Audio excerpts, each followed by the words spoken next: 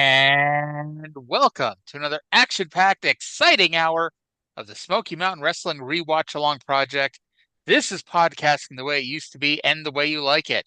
This show is a production of the Something Else Podcasting Network, and this is episode number 128 of Smoky Mountain Wrestling from July 9th, 1994, taped June 7th, 1994, from the Loudon High School in Loudon, Tennessee. My name is Arya, and joining me, as always, is the Ricky Morton's hair to my Tammy Fytch's hair. It's Trae. Trae, how the hell you doing today? Whatever. I'm here. What's happening? Not a whole lot. Not a whole lot. It's been less than 24 hours since we last talked, and I don't think the world has collapsed. At least the wrestling world hasn't. So there's I, nothing. I'm yeah, sorry, go ahead. I don't Uh, know. uh, I think the most newsworthy thing is that John Cena announced that the next Saturday night's main event, the one with his last show, his last match, the undercard will be all main roster versus NXT matches. Huh. Yes, I I don't sense the big um the big to do for it like it was when they would do that before, like with that Survivor Series, it was Raw, SmackDown, and NXT. So. Yeah. Mhm. But I mean, like the main draw of that show is not going to be anything on the undercard, obviously. So we'll see how that goes. Um, but so we got Smoky Mountain Wrestling. This is the I don't want to say the missing episode because obviously WWE had it, and for once, thank God for WWE, because they put this on Peacock. I think this might be the no, this isn't the last one because they put up the Night of the Legends episode with the Thrillseekers and the Heavenly Bodies. But this is one of the last episodes that you can see of Smoky Mountain Wrestling on Peacock / the WWE Network. Because yeah, spoiler alert, Jericho is almost gone. Jericho is about to break his arm, and Oh, he never comes back. At least he never wrestles on the show again. I don't know if he does TV at all. poor Chris. Are you there? Yeah. Yeah. Okay. Sorry. I didn't know if he said anything there. I did. So yeah, we No. Sorry. we were having some pre-show tech issues, made even more fun by the fact that I got to wake up at 6 o'clock tomorrow morning because I got to go into the shoot job tomorrow. So I'm trying to be in bed in 100 minutes. And so I guess I should stop delaying starting the show if I have to get off the show kind of early tonight. So let's go to the intro with Bob Caudle and Les Thatcher. Another outstanding hour of action on Smoky Mountain Wrestling. Professional wrestling the way it used to be and the way you like it. Hi, fans. Bob Caudle along with Les Thatcher. Les, Bob Armstrong, he's resigned as commissioner of Smoky Mountain Wrestling. We're going to see this week what happened last week. We're going to get a special report on that situation with the Funks and Cornette and find out what date he's officially going to be through. Exactly. He has resigned, but as of yet, we don't know what the official date is. I'm hoping somebody, I know what he wants, but again, I think this thing has just run away with him, as I said when I talked to him on the program about it. And but there it is, and we're going to deal with that later on. We still got to beat the champ. All right, let's draw for that right now. Right. What about it? Tracy Smothers has won 3. And if he wins this one and one more, that's the big one, the 5 in a row. And we've got a good one here. Stephen Dunn squares off with Tracy Smothers on Beat the Champ today. All right, let's go to the ring right now, fans. We're ready for action. Uh, you know, so Stephen Dunn challenging for the Beat the Champ TV title. And I'm not saying I would have thought Stephen Dunn was going to win, but I don't know. That seems like somebody who could have a chance at winning if I didn't accidentally watch the beginning of next week's episode and got spoiled about that already. Well, darn. Yep. Oh darn. I guess I meant to look this up. This might be it for Well Done too, because Oh, like or, I don't know. Maybe I know this is either the last taping or the next one is there. I don't think they're not here for Night of the Legends. They're done is done. But apparently, when Bob Armstrong quit last week, he didn't give proper notice, so he's not gone yet. and we'll complain about that later on the show. I don't So know if you'll have this. Hmm? do you get to like loudly and publicly quit your job and then just rescind it on the fact that you didn't give notice?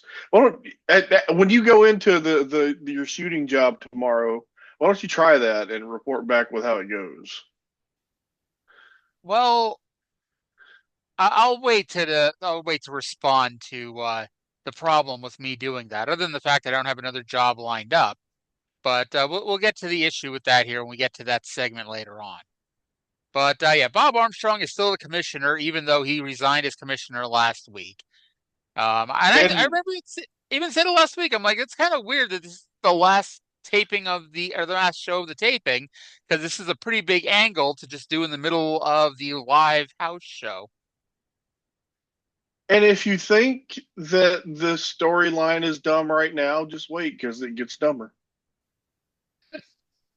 I don't know if you were saying it to me or to the audience, but I believe you were saying it to me and the audience. Well, you I should bet believe it. like it gets dumber over the course of the show. Oh yeah, We'll yeah, get yeah, to yeah, it. yeah, Yeah. yeah.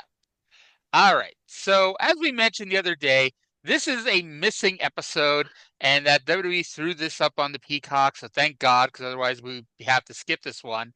And so we get the WWE edited music. And I'm not saying I was ever a big fan of the Thrillseekers theme song, but I definitely wasn't a fan of it when I had to listen to the fake song that WWE dubbed over it You know what they with. should have done? You know what would have been funny?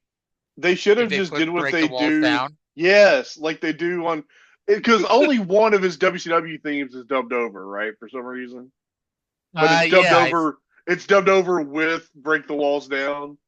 yes. They should have done that here. Yes. I was so I, confused about the music. I was like, "What fucking weird, obscure rock song do they give the Thrill Seekers now?" And then I started to figure it out when they put up the Info Connect number and it was blurred. That was when I put two and two together and figured out that this was a WWE Network edit. the funny thing is they put up the Info Connect number, but they blurred over it, but they kept in Les's commentary saying what the number was. Yeah, I guess it's just like a reasonable whatever. I don't know. There are probably rules about that. So the Thrill Seekers took on James Adkins and El Hijo del Santo. And okay, this is a little bit of a pet peeve of mine.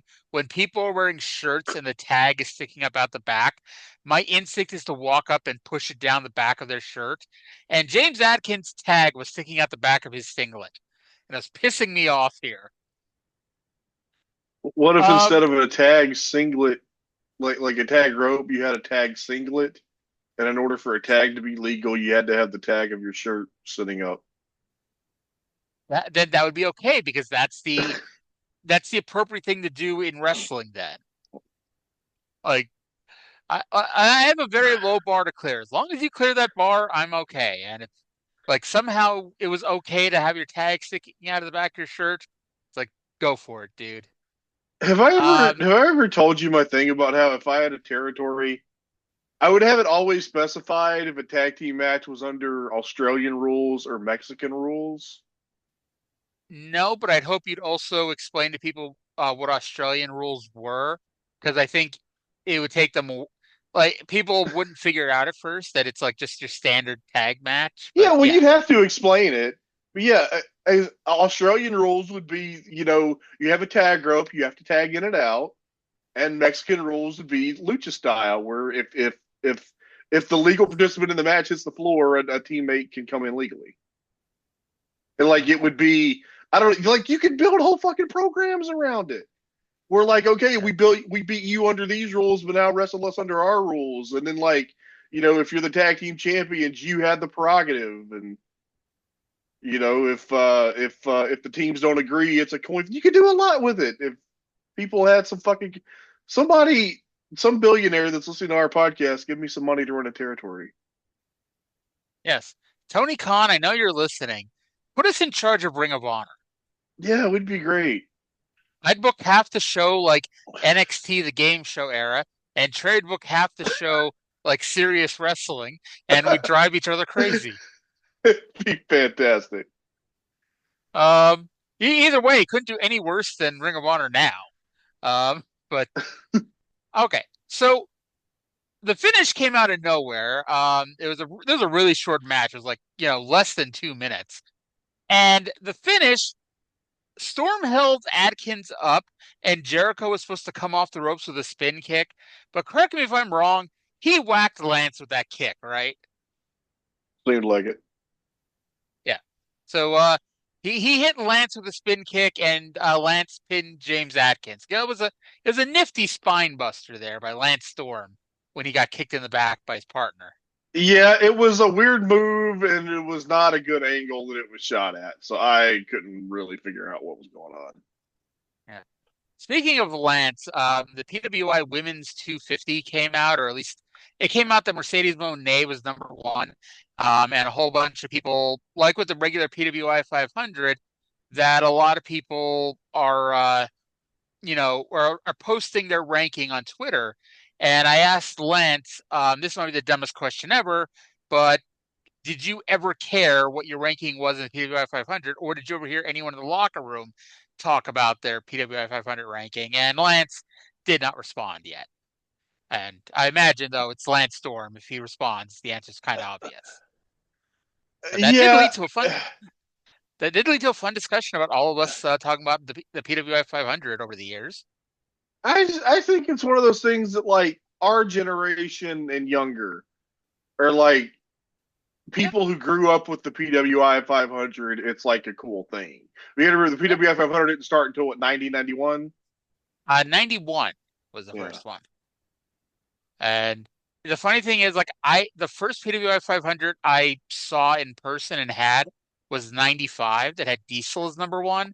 And until then, I'd only read about it, and I'm like, how do you get a magazine with 500 pages?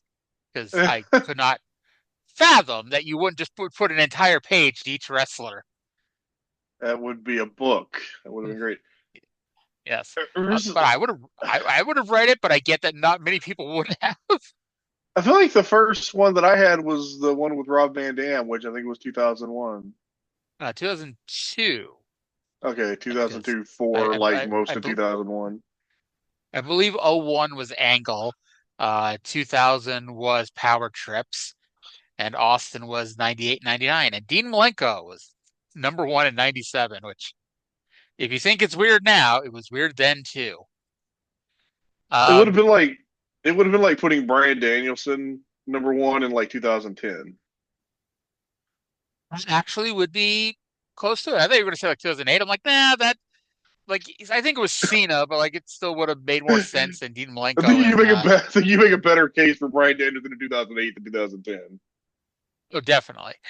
But anywho, let's go to somebody else who was never number one in the PWI 500, Jake the Snake Roberts, who is I think this is his final promo. Yeah, because he doesn't talk later. So yeah. The final Jake the Snake Roberts promo here in Smoky Mountain Wrestling. With us right now here is Jake the Snake Roberts. Jake, the Dirty White Boy says he's taking your best mind shot and that he's still standing and he's sort of turning the tables on you. Do you believe that? Well, he's pretty convincing about it, Jake. Are you convinced by what he's saying? I think that the jury's still out on that. Yeah, the jury will always be out because the truth of the matter is this. This is not the beginning.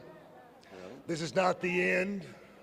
This is not the beginning of the end, but the end of the beginning. Now, when I say that, I mean this, white boy.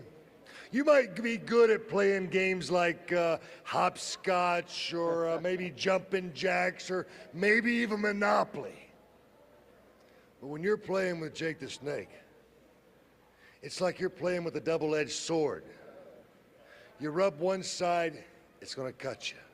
You rub the other side, it's going to cut you. So anywhere you grab that, what's going to happen? You're going to get cut. You're going to get cut. Yeah, absolutely. Now I want to come out front right now and say one thing. What I done to the Dirty White Girl, maybe that was a bit too much. In fact... Are you apologizing? Well, I don't know. I don't know if I go that far. I know I've seen her around here tonight. Was that her that I seen? I think so. I've seen her. You know, it would be nice just to see her face to face again and look her in the eye and just let her know how I really feel. If somebody could go back there, wherever she's at, and just bring her on out here, I mean, I just want to look her eye to eye and just say, hey, you know, what happened has happened, and let it go at that. I don't believe that they're in your heart. There she is right now. Somebody's carrying her to the ring. Wait, and there, Jake. I'm going to go tell her exactly what I think. And Jake's going to go to the ring. Somebody, I can't tell who that is, carrying her to the ring. It's Candido. It's the samurai. Wait a minute, that's not her. That's Bambi. Isn't that Bambi, Les? That's Bambi. That's not the dirty white girl. He's got the wrong person. Jake's got Bambi, slams her down to the mat. Does he not realize that he's got the wrong person? Oh, he's got to know. He is, as insane as he is, Bob, he can't be that crazy. Oh my God. So this is fucking tremendous for a number of reasons. So Jake is very forgiving all of a sudden. He wants to call Dirty White Girl out. He wants to call Trae's girl out to have a talk and to let bygones be bygones, all that fun, happy shit. And out comes Kendo the Samurai dragging a brunette woman to the ring. And first, Caudle didn't know who Kendo the Samurai was. Because, you know, I guess there are multiple people running around this promotion wearing a gi and a black mask. But, yeah, you know, they're both named Kendo the Samurai. Yes. First, he doesn't recognize who Kendo is. Then, and this kept making me laugh, even more so than a Chip Kessler line we'll get to later. He's like, I don't know, Jake knows that that's not the Dirty White Girl. I mean, it's possible he doesn't actually know which one was which, but I'm confident he could tell this wasn't the Dirty White Girl. I thought it was really funny that they thought to do our gag, because like you and I both thought that it was a Dirty White Girl when we first saw Bambi. Yes. And actually, when they brought her out here, I'm like, oh, this is a weird return for the Dirty White Girl. But for some reason, it didn't even occur to me that it would be Bambi. I thought for sure that this was going to be the fake Kendo, and then it wasn't. So, by the way, that it's the end of the beginning line, I think he used that during the Savage feud in '91, like circa this Tuesday in Texas. Well, more than likely, I'm sure of it. Anyway, White Boy made the save for Bambi, but he was beaten up 2-on-1. So Kendo, the other samurai, made the save. And by the way, I got my answer to who one of the Kendos are. The one who is not Bobby Blaze is Brian Logan. That makes sense. Yeah. He's usually around. Yes. Would you like to guess where Jake Roberts peaked in the PWI 500? Well, it's 91 on. So, like, I think his peak would have been 88, 89. So I'm going to say, like number 25. 23 in 1991. You're very close. Yeah. I mean, it had to have been 91 because, like, every other year, like, even like the 96 era in the WWF, it's like he really wasn't, winning a whole lot. He was 161 in 1996. I like the fact you have all of Jake Roberts' PWI 500 rankings. I was wondering where I could find this information in a cage match. If you go to awards, it has, I guess, all of the wrestlers' PWI 500 listings. Nice. What was he here in 94? 57. Okay. I mean, because I imagine he got there mostly for his AAA exploits, although that might be pushing it because, like, PWI, especially until like the late 90s, their knowledge of non-US wrestling was incredibly limited. Yeah, it didn't really they didn't really get good about including New Japan until like the 2010s. Boom. Yeah. But I mean, I even remember I think it was like 98 or 99 is when they started doing the Japan report and the Mexico report. Yeah. There would be one Japanese wrestler in the top 10, and it would be like whoever had the longest reign with the one of the main belts. I was gonna say usually Misawa, at least from the era that I Yeah, was always yeah, I was thinking of 2000, so it would have been like either Wada. IWGP or GHC.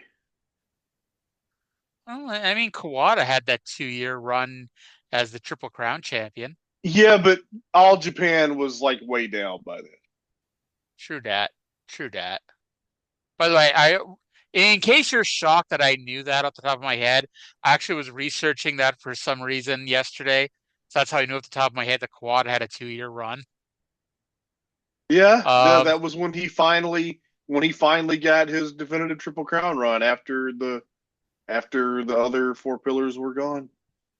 yeah. It wasn't just a thank you run because I mean a thank you run is a couple months, but a It was lot a of the reason why he got stabilizing it, run. yeah. I do think a lot of the reason why he got it was because he stayed. Yeah, it was because he stayed, and he got his definitive run, and then they got Kojima ready, and that went well until it didn't. So back in Smoky Mountain, we had a replay of last week's Tammy Fytch Ricky Morton situation where Ricky Morton had some of his hair cut off. And that led to, I wrote a recent house show match where Tammy was wearing her spandex outfit that was similar to her Body Donna outfit. It wasn't until after Morton booted Candido in the groin that I saw Bambi standing on the apron and realized that this wasn't just some house show match. It was the third annual Summer Blast tour. And the finish of the match saw Morton pin Brian Lee to win. Yeah. After the match, we had a heel beatdown on Morton. Gibson was knocked out of the ring. Bambi tried to help, but Primetime Brian Lee knocked her off. Tammy tried to cut Morton's hair off, but Gibson recovered, ran in, and made the save. And this was Knoxville, right? Based on the building. I thought so. I think that's where the other stuff we see later is from too.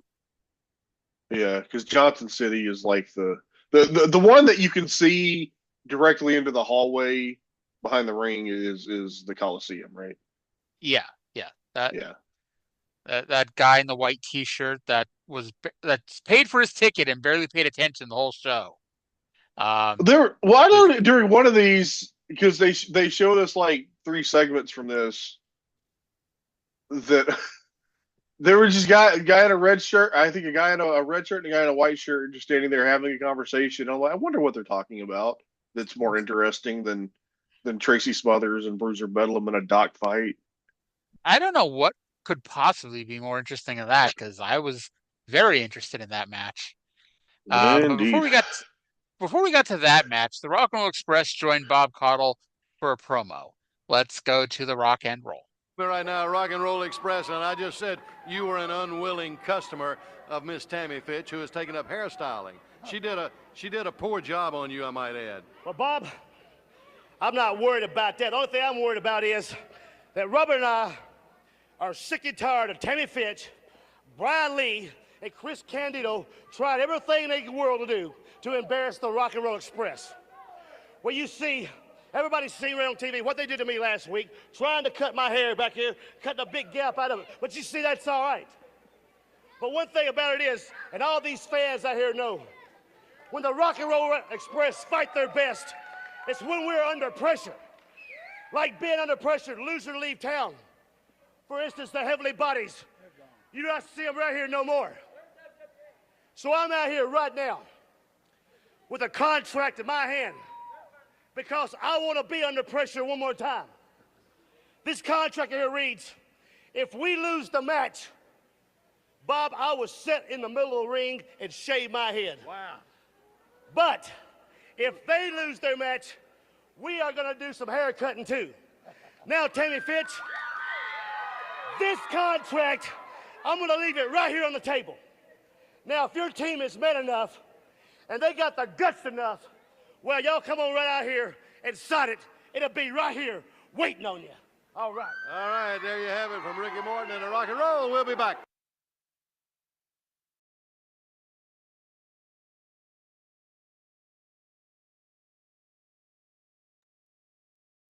Arya's muted. I wonder if she realizes it. Arya did not realize that. So this is a big deal. Once in a while, I see we gotta do it both ways here. Usually, I catch Trae muted. But so this is a big deal. They're building to a hair versus hair match. We kind of figured that out based on last week's angle. And I'll be honest, for some reason I thought this doesn't happen till February. But I had to stop and think that it makes sense because, Candido and Fytch are gone by the beginning of March. And, they both have full heads of hair come their WWF run. I don't actually know what happens here. I don't remember Ricky Morton shaving his head. But maybe I've Tammy never Fytch seen- shaves her head. I think I would remember that. Okay. Well, all I'm going to say is do not look it up. Okay. Because I want your honest, legitimate reaction when it happens. On how they fuck us out on another stipulation? I'm not saying that. Okay. But I thought this doesn't happen till February. Apparently, I'm going to bet they don't hold off the match for 8 months. Is what I'm going to say. Although I guess we just gave the game away because they didn't actually give it away here. But it tells me what, because I was going to ask you, like, how long did it take you to figure out what the gimmick was? By the gimmick, do you mean like what it was they're going to about be her to do? hair. Oh, I knew right away because I know what happens. Okay. I have no idea what happens, but I still, like, as soon as that promo, I'm like, okay, he is very carefully not saying whose hair from the other side is going to be on the line. And then as soon as they did the thing with Tammy, I'm like, okay, yeah, this is when she's going to figure it out. Well, let's go to Tammy, and it's like we basically told you what the big swerve was going to be, but I still like the progression of it. I love Tammy's promo here, and everything's going to make total sense once we get to the big reveal. And here they are, Chris Candido, Primetime Brian Lee, Miss Tammy Fytch. You heard Rock and Roll. They said in a hair match, if they lose, he's going to shave his head, but he wants to do some hair cutting if they win. Oh, I am so excited. This is exactly what I've been waiting for. Bob, look at this. This is great. Well, this is incredible. Listen, this is the time. This is the chance that I'm going to get to humiliate and embarrass the Rock and Roll Express once and for all. I cannot wait. I can't wait for this match. We're going to shave Ricky Morton's head. I can't. What? Tammy, I don't want my hair cut. I got the hair. Brian, listen. It's your job to beat him anyway. Don't even worry about your hair. I got this nice natural blonde hair. Well, if you don't think you're man enough to do the job, will you be quiet? Will you be quiet? Listen, I don't care what anybody thinks. I'm taking this match. I am going to sign this contract. We are going to have a hair versus hair match. I don't care. Hey, guys, I know you won't lose, so just don't even worry about your hair, okay? But if you do, big deal. It's hair. It'll grow back. All I know, Ricky Morton, get ready to get your head shaved. I am signing this contract. I can't wait. I got my pen. Here I go. And she's going to sign it. See, I ain't signing, Chris. What? No, I'm not getting my hair We cut. won't lose. We won't lose. I'm not worried about losing. I'm worried about my hair. Sign it. I sign it. Yay! Ricky Morton, you're going to get humiliated. It's going to make my day. Woo. All right, fans. It's signed, it's sealed, and it will be delivered. Let's go to the ring. Now, before you figured out that, what was going to happen, I think it's a perfectly logical thought to be like, well, obviously heels are going to lose in Primetime Brian Lee because he just dyed his hair for the Underfaker thing. And honestly, his hair looks like shit these days. It's like, okay, he's going to shave his head and start over. But that's not the reveal that we're about to hear. No, and I knew that wasn't it because I know he's in ECW the next year with the same scraggly long hair.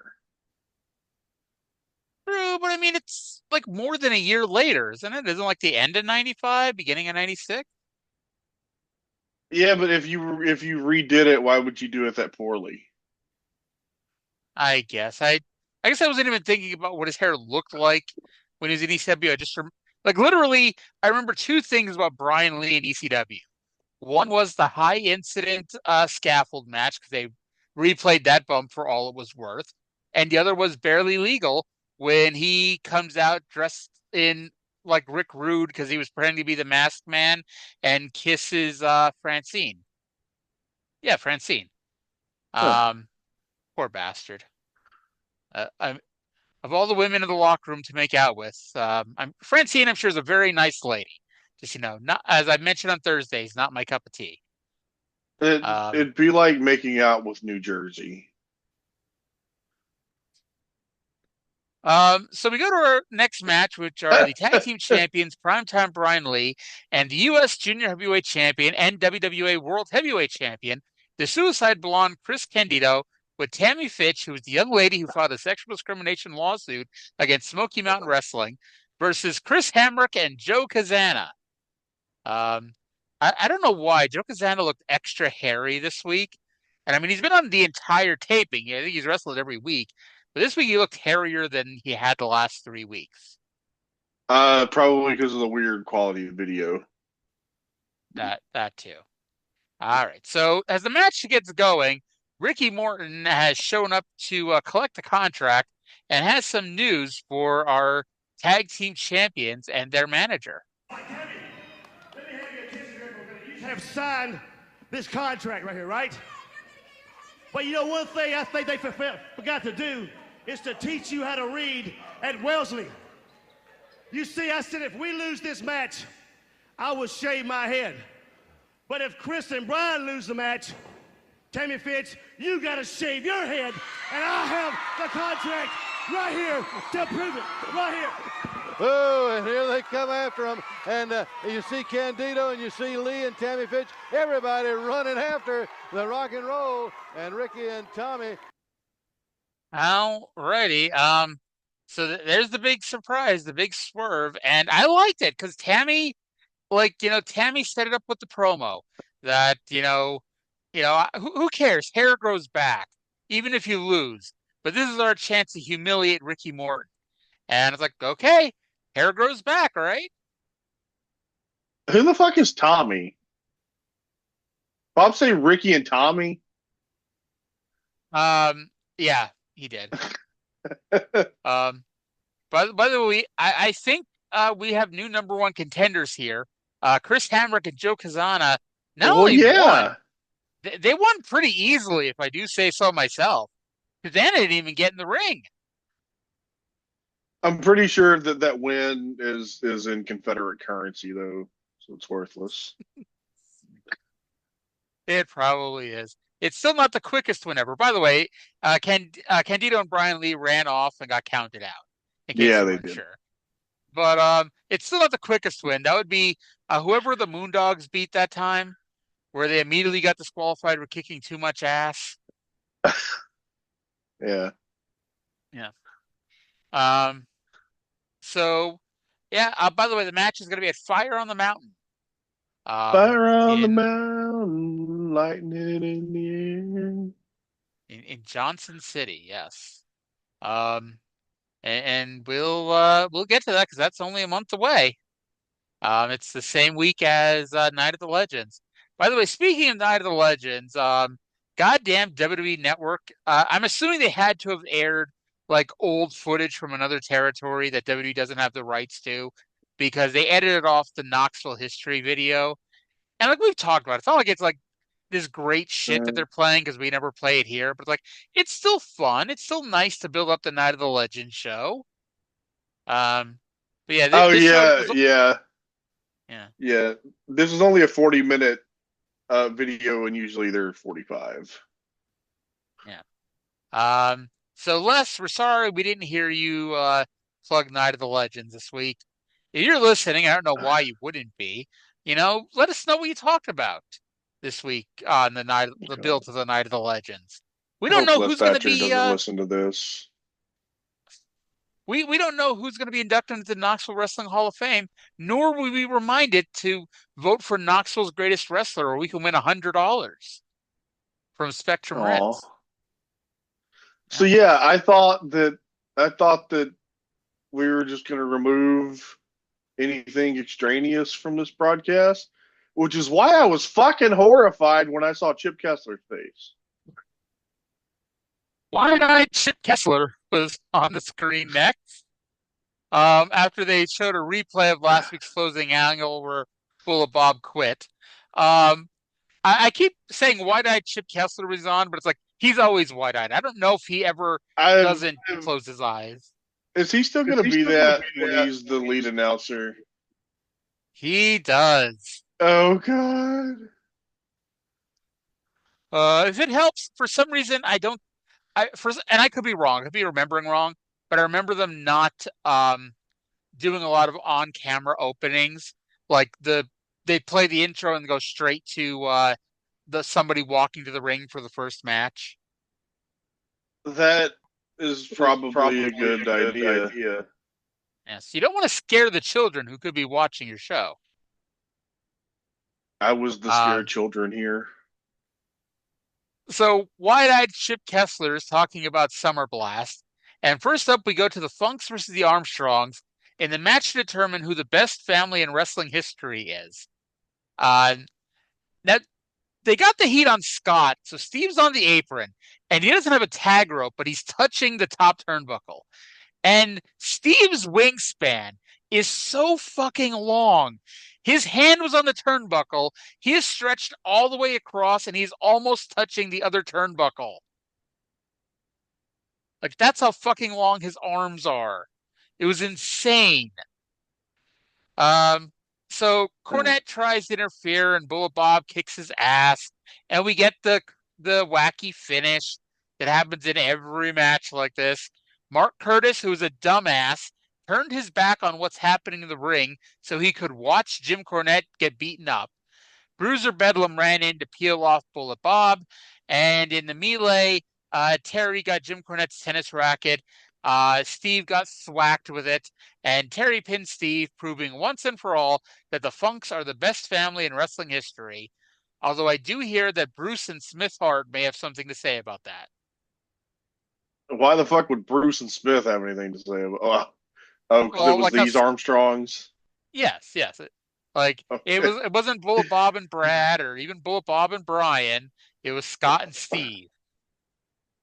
I feel like Bullet Bob and Brian would have been fun against the Funks. I'm sure they teamed other times. Was like the only time I remember them teaming is a couple times in TNA. Yeah. Remember they took on it was always fun. It was always fun when Brian worked with Terry Funk in '98. Oh God, yes. Do you remember when they hung a Road Dogg up upside down? Upside. I'm trying to remember the upside down one in particular. I remember a lot of dumpsters. Terry Funk was wrestling Billy Gunn. Road Dogg was outside, and somehow it led to Terry Funk tying up Road Dogg's legs and Cactus Jack, quote unquote, lifting him up from the ramp by pulling a rope. And and Terry was like had a hard time getting the thing around Road Dogg's legs as they were pulling him up. So it's like poor Road Dogg almost fell and landed on his head. Oh, yeah, I'm pretty sure I've seen that clip before. So off to the dock fight. Tracy was punching Bruiser Bedlam, and Chip's commentary was to scream, left, right, left, right, left, right. I was popping for Chip Kessler yelling left, right over and over again. Tracy missed the jawjacker, so Bruiser slammed him repeatedly on a chair. However, Bedlam missed the diving headbutt off the top rope, and Tracy pinned him. Dynamite Kid said that's not a good move to use, and he's the person who popularized that move. After the match, the Funks ran in, and Terry had, and I quote Chip Kessler here, some sort of pole. And they attacked Tracy with it. And to be honest, I couldn't give you a better description of that than some sort of pole. Harley Race invented the diving headbutt, and he also said that it was not a good move to do. For some reason, I always skip Harley when I think about people who've done that move. Yeah, he invented it, and he said he wished he never did. Yeah. So anyway, Bullet Bob made the save with his Tennessee toothpick. Oh Lord, then we're gonna have a fun promo here. Bullet Bob is backstage with his boys and Tracy Smothers, who apparently wanted to dress like an Armstrong, so he's there in bib overalls. Let's go to the Armstrong clan. Everyone saw last week I resigned my commissionership. It's not something I wanted to do, something I had to do. Something in my heart I knew I had to do. Now, I'm not going to be back long. I've just got a job to do, and I'm going to get that job done. But I've got a man to take over my commissionership, a man I can trust to take the reins while I'm out. I do have a wrestling license, and on the night of the Legends, I'll step back in that ring. And I'm just asking for a couple of things. I want the Funk Brothers and Bruiser Bedlam in a six-man tag. And I know I need to choose my partners well. One man I'm going to choose is this man right beside me, Tracy Smothers. He's felt the pain that I've felt. He's felt the pain and the agony that I went through from you directly or indirectly, Cornette. So I owe him that. I owe him the chance to be my partner to get back at him. That's right, Dad. That's exactly right. right. For as far as the other partner goes, me and Steve, you pick which one, and the other one will step back out of the way, and no problems there at all. Well, son, I'll tell you, I really can't choose that because it'd be like choosing a favorite son, and I got four of you boys, and none of you are my favorites because every one of you are. But I do have a man in mind, a man that gave Cornette probably the worst night of his life, and a man that wants to get back in it so bad all I got to do is make a phone call and he'll say yes. I don't have to pay him any money, just give him my word and a handshake. That'll be the bond and the deal will be sealed. And if I have to bring this old Smoky Mountain matchstick and light your butt up, Jim Cornette, you're going to get the surprise of your life. Because next week, I'm going to announce the third man of our six-man tag, the People's Union. The third man will be announced next week right here on TV. Surprise, surprise. Okay. Poor Scott and Steve Armstrong. Like, they're standing right there, and Bullet Bob picks not his sons to be in a six-man tag team match. And note, he didn't ask for an eight-man tag. He could have asked for an eight-man tag with Cornette on the other side and had both of his sons. He wouldn't have had to pick. But instead, he's like, okay, I know my boys can't win this match, and I really want to win this match, so I can't pick them. You're such a shit stirrer, Arya. I am a shit stirrer. Except, I'll say it right now. Part of This Week in Wrestling history, one of Jim Cornette's plans for the fall was for Scott and Steve to turn heel on Bullet Bob. And when you hear that, this is like the perfect launching point to that, because he chose two non-family members over his family to go into war. I guess we only know he chose one, because next week he could bring up Brad. He could bring up Brian, I guess, but he's at least looked past two family members to go to war with Jim Cornette and his men. I mean, can you blame him? No, not at all. Like I said, Scott and Steve, they're allergic to success. Yeah.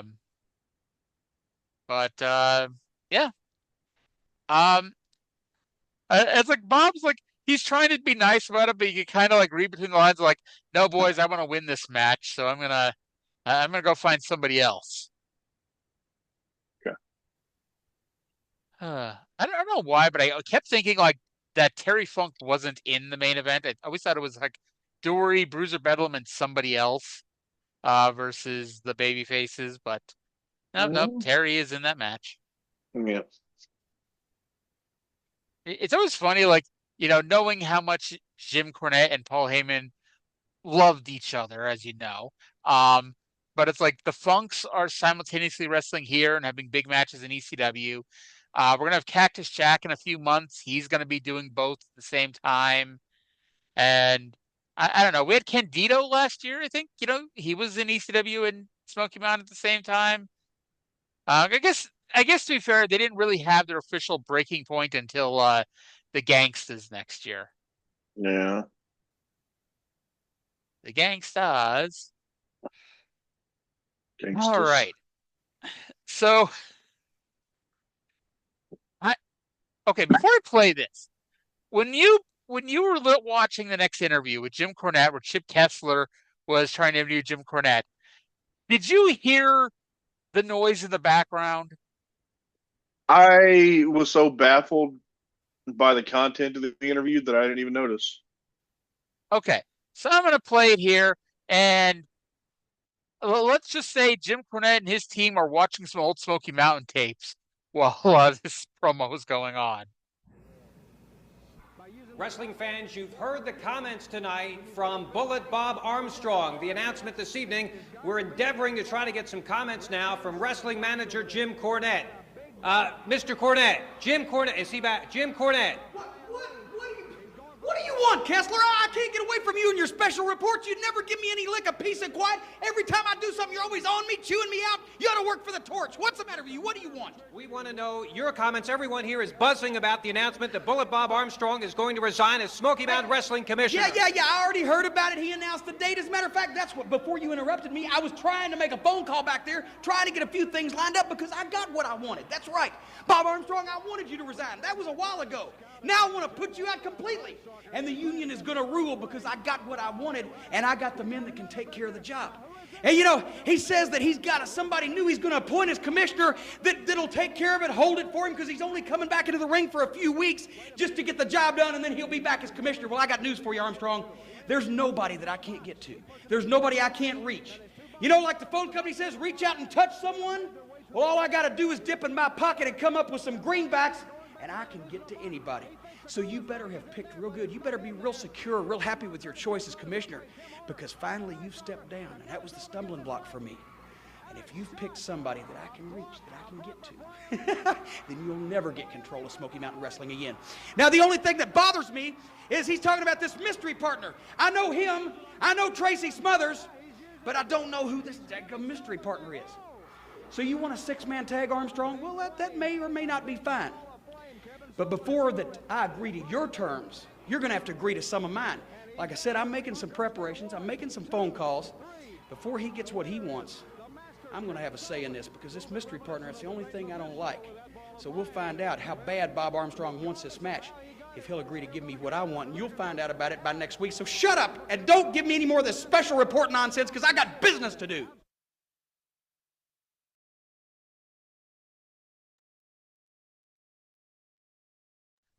So I think what they were trying to do was, as I had realized that halfway through I was muted, but I think they were trying to do was like get over that, like this promo was happening backstage during the show, so they had to put some crowd noise under it. But like what they were putting under it was Brian Lee versus the Master. Terrific. Yeah. But anyway, and I guess maybe, and I've now listened to it twice, and it might be a WWE Network edited off kind of thing, but they have said that Bullet Bob Armstrong said during his promo that he will resign as commissioner as of Night of the Legends, so he can get into the ring and have that six-man tag. He never said that. He said he was going to get in the ring at Night of the Legends. He said he's resigning as commissioner. But unless there's something I missed twice, he never specifically said what everyone is saying he said. Okay. Now here, I wasn't sure he said this either, but Cornette said that he had like a temporary commissioner that he will take back over from after he has. We didn't mention that, but he did say that he has somebody that he's going to have as commissioner for a little while that's going to be commissioner while he wrestles. Okay. I mean, I think so you're he can just Yeah. So he can just step down as being commissioner whenever he wants to and wrestle, and then have like an interim commissioner that he takes back over when he's done wrestling. Is that what I'm to understand? That's what I'm to understand. Okay. How the fuck is that any different than him just being commissioner but being allowed to wrestle whenever he wants, as was the case before they changed it? Especially because it's somebody that he chooses. So whether or not there really is a bias, it's like you can't do it. It's why you can't date one of your subordinates, because even if there's no official bias, there will always be some kind of a subconscious bias that you're favoring your significant other. It's like you can't put a commissioner in yourself to stand in your place because there's going to be an unconscious bias that they're favoring you. They'll do what you want. And it's like, yeah. But yeah, this is really stupid. And I don't remember this because I don't think there's an official commissioner. I could be wrong, but I don't think there is. So we'll see, I guess. But it's like, yeah, this is really fucking stupid because I knew that it doesn't last long because I know Bob is commissioner again very quickly, but I couldn't remember how they get around it. Apparently, this is how they're going to get around it. So stupid. Agreed. And Jim Cornette basically says he's going to have some special stipulations before he agrees to a 6-man tag, which is kind of funny. You think like Bullet Bob would wait for the match to be agreed to before he brings in his guy next week. Whatever. Yeah. Oh well. So we were going to get a Dirty White Boy promo, but instead White Boy wanted us to replay Bambi almost being DDT'd earlier, except they didn't really air that either. They quickly cut back away from it because White Boy just couldn't wait more than like 10 seconds to talk. So let's go to White Boy now, who's got something to say about Jake the Snake. I know that I made a mistake of coming out to this ring by myself. I know that, that's what Jake wanted me to do. But when I seen him grab Bambi, all I could think of, Jake, was my woman, what you did to her. I haven't forgot, nor will I ever forget until I get you exactly where I want you. This is a very, very sick individual. I've played your games. We've played games like a chess game, back and forth, back and forth. But now I know what I have to do. I got to dance with the devil in hell. I've got to take Jake the Snake at his own game. That's the only way that it's going to all come to a head. The only way I'm going to be able to get my self-respect back and look my wife in the face and all these fans. And to do that, I've got to try to get one particular match. I don't even know if I can get it. I've still got to talk to the commissioners, board of directors. I've got to talk to all different kinds of people. But if I can get this one match, Jake, I think then I can take care of the Snake. And I'll tell you about it next week. Ooh, and fans, hey, that's something we're going to be anxious to find out about. There's no... All right. So, spoiler alert, we will never find out what that match is. I assume not. No. And the thing is, and I guess it's because, Jim didn't want to spend more time than necessary doing post-production because this was a one-man show, excuse me. But, like, when this show aired, Jake was already gone. Like, they knew that Jake was gone. They weren't going to be bringing him. They weren't even going to try to bring him back at this point. And that they'd already taped TV that's going to air next week. So you would think that, like, it's a 2-minute segment. They could have found something to fill that time in. Like, re-show the Thrillseekers music video for the 800th time. Actually, if they would have done that, it would have segued well into the final segment of the show. Yeah. But the final segment of the show twice. So anyway, that leads us to the only other live match on this show, and it's funny because I didn't even realize it when I was watching it the first time. I didn't realize until we started doing the show there was only 2 live matches on the show. Technically, they're taped matches. Yep. It's Beat the Champ TV champion Tracy Smothers versus Stephen Dunn, whose partner Timothy Well helps him make up the team of Well Done.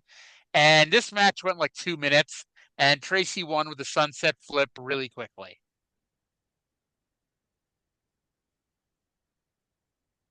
Tracy's dub music was particularly horrible. Yes, it was. Oh boy, like WWE now, the WWE production staff did not break out the big bucks for anything. I felt offended as a Southern American. I almost want to play it, except knowing my luck, this will be the time WWE's like, nope, we don't want you to play that. Let's see, what day is this show? July 9th. So tonight is in Johnson City, Tennessee, is Well Done's last Smoky Mountain match. Oh. And well, unless Timothy Well does something, let me just check him quickly. They're not on the next TV tapings, at least wrestling. Like, who knows? They might, for some reason, do a promo, but I'm not expecting them to be. Probably not. Nope. Timothy Well's last TV match we already saw. It was the Extreme Enforcement of the Rules match. All right. Any other thoughts about the Tracy Stephen Dunn match? Our loser leaves town match here? No, there was no wrestling of any substance on this show. It really wasn't. There was like, what, 4 minutes of wrestling in Loudon? And it's funny because, like, Tracy, like, and this is like the one match you're like, okay, this could have gone 5-6 minutes or so, but like Tracy's wrestled on every fucking taping. And it's not Joe Kazana, where it's like you're wrestling on every taping, but you're going to be doing a quick job 4 times. Like, he's expected to do a little bit of ring time. So, yeah, you got to kind of limit him at times. Yeah. So then we're going to get a segment which seems really random on the surface, but I promise, much like a few of the other things on this show, even if they lead to nothing, we're supposed to lead somewhere. So let's go to Bob Caudle, who is with 2 fine young men, the Thrillseekers. All right, fans, we're here right now to make a special presentation of these 2 fine young men that have really taken Smoky Mountain Wrestling by storm, the Thrillseekers. And the fans of Loudon wanted to show their appreciation to you 2 outstanding young athletes, and they bought this special cake, and they asked that we present it to you 2 guys as they welcome you to Tennessee, to the United States, and to Loudon on behalf of you many fans. Well, this is really great. Chris and I just like to say thank you to all the fans, all the kids that put some work into this cake. We really appreciate it. Thank you very much. We really appreciate it. You know, Bob, we just like to say everybody in Loudon has treated us very nice. They've taken us into their hearts and into their arms, and they've treated us really well. We don't feel like strangers. We feel like this is our home in Loudon, Tennessee. Yeah. All right. And it's a beautiful cake. And the design on this is just beautiful. And wait a minute. Oh, no. Here, Jim Cornette. Jim, this is the moment for these 2. It's a special moment for them. What? That's not bad. You know, I get so, I don't know, I'm watching the monitor back there, and I get so disgusted when I hear people lying all the time. You know, you said you're happy to be here. You said you're happy to be here in Smoky Mountain Wrestling. Hey, I've been to Canada. You want to know how I got there? I went to North Dakota and followed the smell. Canada sucks. It's a sucky country, and you'd be glad to be in Beirut, Lebanon instead of here. Instead of there. Once you get out of Canada, there's nothing else for you but happiness. But let me explain something. I'm sick and tired of Smoky Mountain Wrestling. The camera's following you everywhere, doing all the videos, how they follow you everywhere but in the toilet. Okay, that would be a horrifying sight. And I'm so sick of you saying how you love the fans. You love the fans. They're giving you presents. They're giving you presents. They're giving you things. They've never seen anybody that could count to 5 that had all their teeth in their face. That's the only thing they like about you guys. I'm sick of hearing about all that. The greatest tag team in the world was here at one time, the Heavenly Bodies. But because there's a crooked commissioner, because there's crooked referees, crooked politicians, crookedness all the way around in Smoky Mountain Wrestling, they're banned. okay? But believe me when I say this, I invented tag team wrestling. Me and the Midnight Express and the Heavenly Bodies. And I know a tag team when I see it, and you guys are a second-rate tag team. And if the Heavenly Bodies were allowed to be here, then they would have proved that. But you see that, if you want to be honest and be truthful, that's why you're happy to be here. Because the Heavenly Bodies aren't here to show you up. That's why you're so happy. You get down on your knees every week and you thank the good Lord that the Heavenly Bodies are not allowed to be here, because then they would show you up. So what I want you to do is be honest and be truthful to the people. Tell the truth for once and admit that you know if the bodies were here, you would be nothing. And all this stuff with the fans giving you cakes, that's gaga. And all the videos, that's gaga, because you know you can't do the job in the ring. And I just wish you'd be honest with yourself. That's all I got to say. You know, Mr. Cornette, you know, we are so happy that you came out here and showed us the error of our ways. I mean, you've really put us in our place, hasn't he, Lance? And I'll tell you something, you've shown us the error of our ways and the brilliance of yours, man. And to tell you the truth, you know, I didn't give them this much credit. You know, I'm so thrilled about you coming out here in our interview and telling us what we've been doing wrong, that I'm going to offer you a piece of our cake from the fine people of Loudon. If you want a piece, just dig right in, Jimmy. And, you know, we appreciate everything you said to us, and we're really going to go home and think about this, aren't we, Lance? So you go ahead. Okay, they offer you a piece of cake. If you insist, it does look pretty good. I'll go ahead and take a piece. Yeah. Oh, he got a piece of it, all right. Hey, Les, I believe this party's over.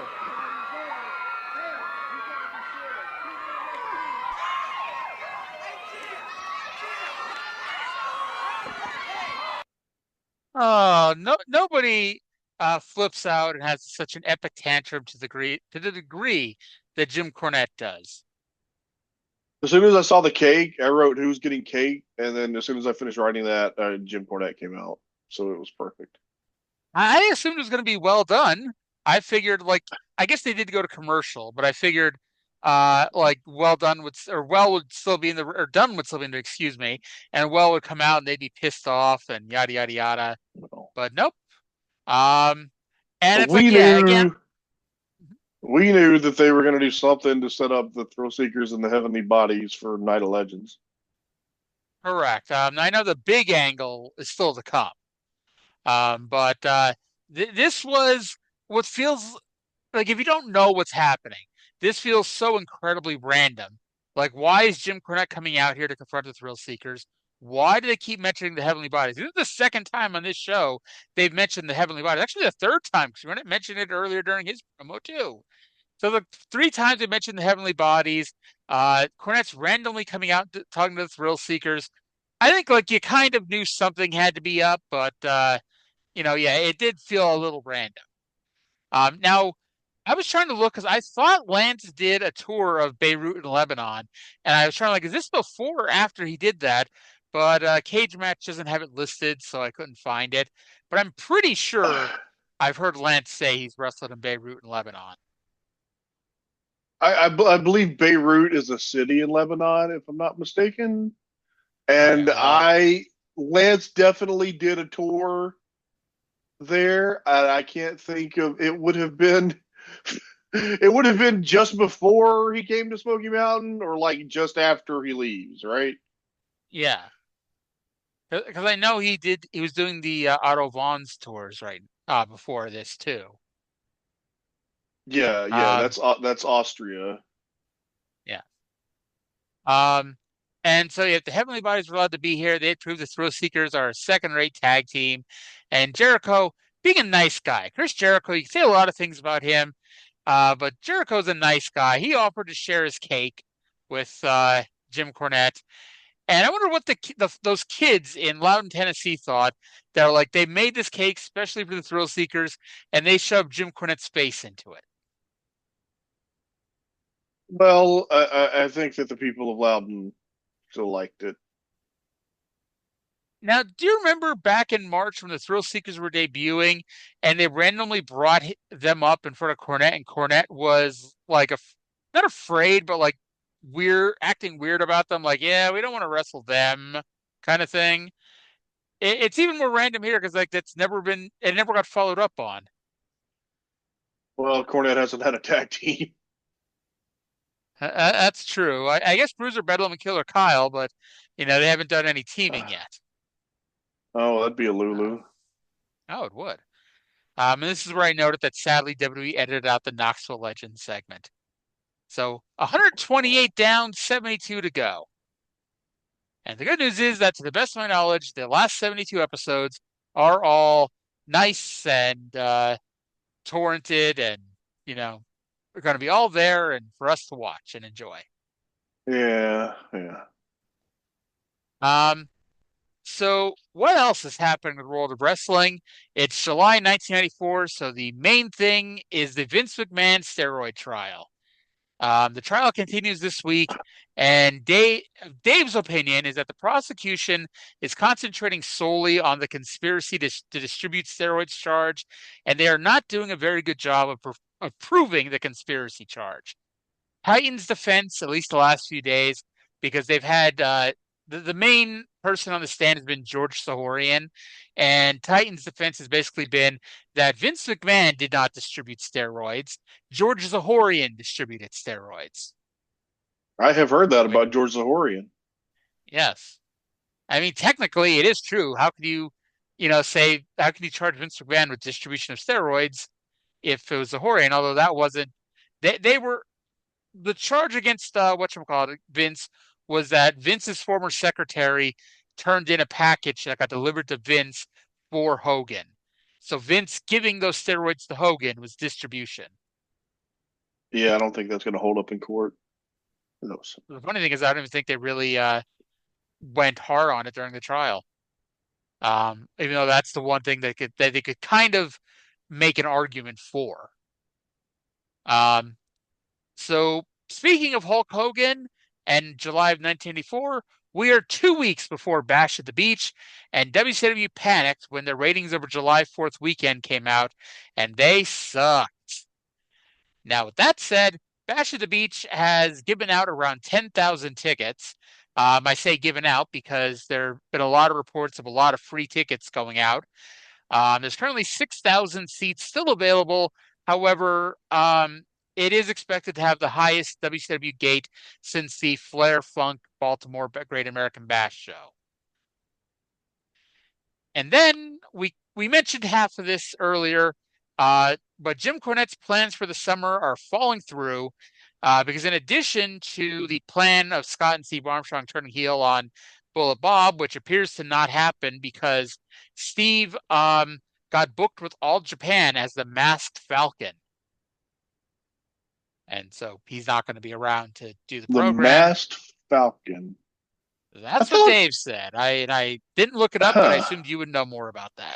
I did not know that Steve Armstrong wasn't Jackie Fulton the Falcon in All Japan, or hold on. I don't know, but that, I mean, I can tell you Scott and Steve don't turn heel, although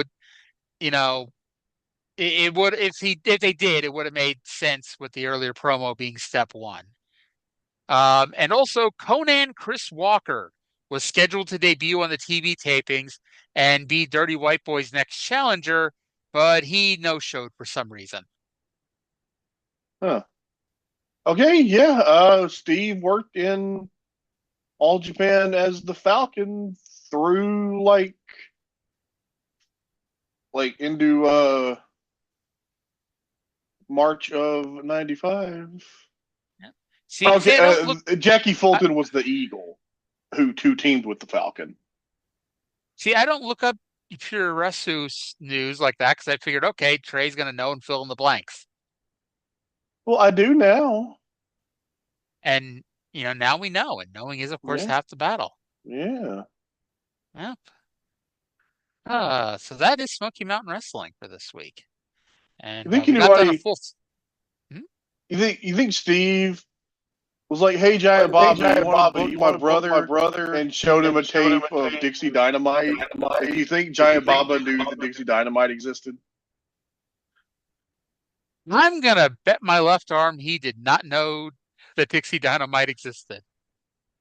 I'm gonna make that happen in my pro wrestling sim game. I think make Giant Baba wrestle Dixie Dynamite. By the way, we have a new WWE Speed Champion. It's someone named Jasper Troy. That certainly sounds like the name of somebody who would be on NXT. Yes. He defeated El Grande Americano, who I believe is Ludwig Kaiser. I was about to say, but I almost said Ludwig Borga, which would be very, very funny. Oh my God, that totally would be. Do you think Ray Phoenix could have gotten a good match out of Ludwig Borga at WrestleMania? Oh, that would have been a Lulu. Yes, it would have. Yeah, that's the big news. Dax Harwood has high hopes for Kevin Knight. He thinks Kevin Knight will be a big star for AEW. I also have high hopes for Kevin Knight. I think he's terrific. Yeah. They're not obviously not being buried, but I do love me some Mike Bailey and some Josh Alexander. And it's like they're not being buried. They're both on TV most weeks, but it's like still in the back of my mind, you're like, man, I'd like to have them win more.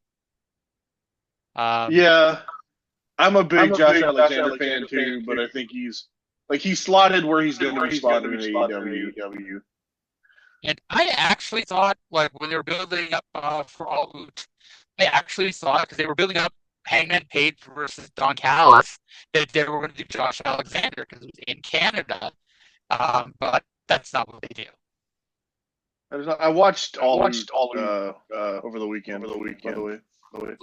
So what did you think about that main event? It was bad. I thought it was at least 20 minutes too long. I don't know if 20 minutes it was too long. I have a little more tolerance. I will say it was 10 minutes too long. It was gratuitous. It's not that it didn't have the tolerance for it. It's just like, I don't know. It's like, I don't think it would have buried Kyle Fletcher to lose a 20-minute match instead of a 40-minute match.